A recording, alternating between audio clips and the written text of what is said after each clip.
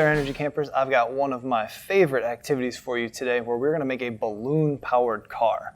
This is a cool activity because it is very simple. You can do it with things that are probably laying around your house right now, and it shows us some great elements of energy, from potential and kinetic energy to Newton's laws of motion as well. So when we are done, this is going to be our finished product. So we're going to be creating our car with a cardboard body, a balloon, a straw. We're going to use a barbecue skewer, and then I've used just some empty water bottle caps here. We'll talk about some other options in a second. Now, when we blow this up, it will use the energy or the force from the balloon to power our balloon car. So I'm going to set this one aside, and we'll use these materials to make our very own today. I'm going to start out with a piece of cardboard. This piece of cardboard is about 3 inches by 6 inches. Doesn't have to be perfect, but this one's approximately 3 inches by 6 inches. I'm also going to need a straw, barbecue skewer, balloon, and again, I used empty water bottle caps, but there's some other things that you can use as well. If you didn't have any water bottle caps, you could use just another piece of cardboard. I would just recommend that you try to make them as round as you can. So I'm going to start with the body of my car, and I'm going to create a wheel and axle, one of our simple machines. And I'm going to take my straw and I'm going to cut it to be approximately the width of the body of my car, so about 3 inches. And I'm going to do that twice because I'm going to have a wheel and axle for the front as well as a wheel and axle for the back. Now I've got a bendy straw here, which is fine if you have a bendy straw. I'm going to stretch it out and again cut to be approximately the width of the body of the car. When I do so, I'm going to have 3 pieces of straw. Don't get rid of that last piece. We're going to come back around to that in a couple minutes. So now I'm going to attach my straws, which again will be part of my wheel and axle, with some tape. I'm going to go approximately 1 inch from the end of the body of the car. I want to make sure that I'm parallel to the end of the body of the car there. Then I'll take my other and do the same thing and attach approximately 1 inch from the other end.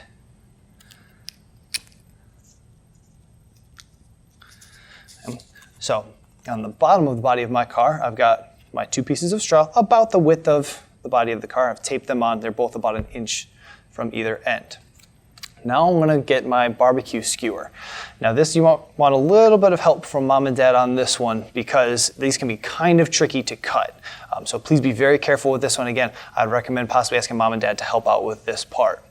You're going to cut this approximately 1 inch wider than the body of the car. So if my car here is about 3 inches, I'm going to want to cut my skewer to be approximately 4 inches.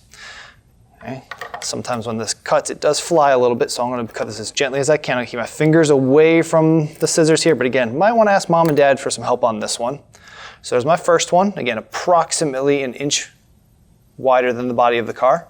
Cut my second one to the same length, again, being very careful, keeping my fingers away from the ends of the scissors there. Very good. So now what's going to happen with these is they will go inside, again, to create our wheel and axle. Simple machines work to make day-to-day things easier to do.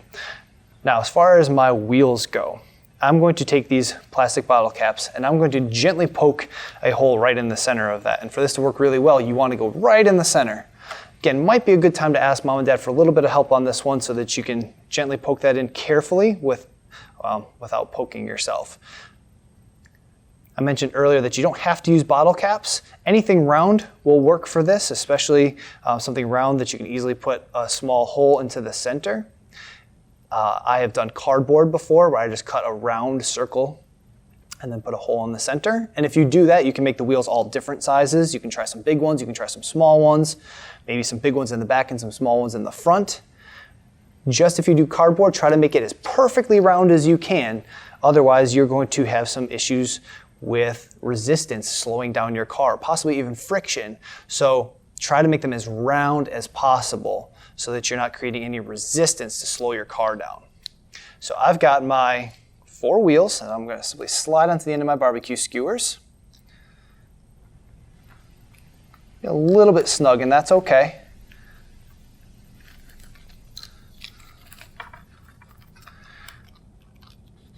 And maybe you might want to try different size bottle caps. Maybe you've got different types of bottles at home and you can try different size bottle caps. So I've got my first two on. Again, this might be a little bit snug and that's okay. Just gonna twist it around there. If you have to make a slightly larger hole in there, you can. But it helps if it's snug.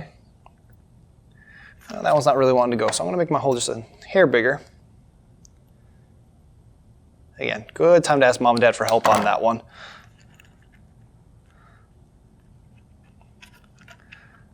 Almost there. There we go. Whoops. I went a little bit too far there. I pulled my tape off. So I'm going to, since that popped off there just so it doesn't fall off when it's driving around, let me fix that. And one more. And there we go. That one went on nice and easy. Okay. Now, something to consider when you're putting this together is you want to make sure that the wheels are not so close to the body of your car that they're rubbing up against it. You don't want any extra friction because friction is going to slow that down. So make sure that you've got some free space for this to spin around. That one's a little bit snug right now, so I'm going to adjust my wheels a little bit so they're not too close to the body of the car. Now that they can spin a little bit more freely. Now, our power for this car is from a balloon. I'm going to start out this neck at the end of the balloon. I'm going to trim that very last bit off of there. And the reason is I need to create a nice tight seal when I attach the end of this to the other piece of straw that we kept. So remember that we kept that other piece of straw there? Well, that's because we're going to attach it to the end of the balloon. It's going to allow us to blow it up.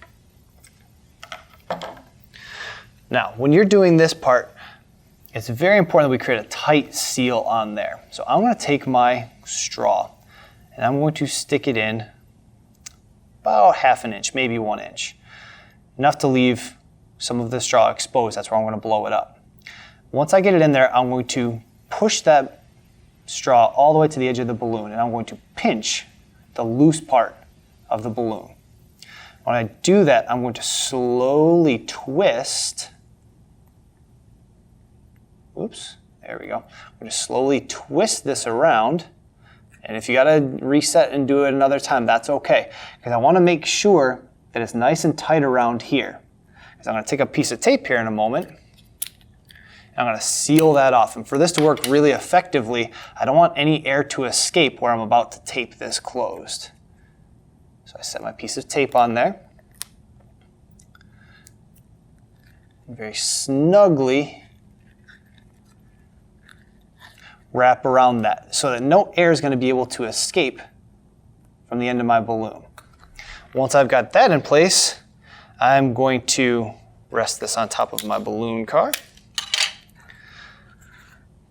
I'm going to want to leave about 1 inch of the straw over the edge. That's where I'm going to be able to blow it up.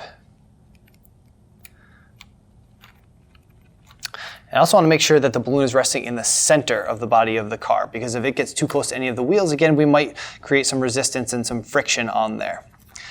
Also, make sure that your straw is pointing straight. Newton's third law teaches us that for every action there's an equal and opposite reaction. So if we have air blowing in this direction, our car will travel this way. Well, we want to make sure then that the air is pointing directly behind the car. If I have it pointing off to the side, then it's going to try to push my car off to the side when I blow it up. So I've got all my parts attached. I've got my balloon, I've got my wheel and axle attached to the body of my car. Now I can make sure that it works. I'm going to take a couple of deep breaths and blow up my balloon in my balloon car.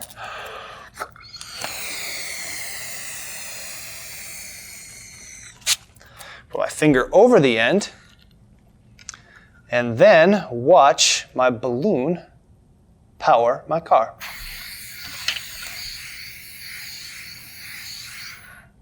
Well, that one didn't travel very well. Let me take a look here and see. Maybe I had something rubbing in the way. Looks like one of my wheels might have been getting in the way from making that travel in a straight line. If you find that that happens to you, it's okay. Just make a couple of quick adjustments to your car and see what might have been slowing it down along the way. So we could try that again.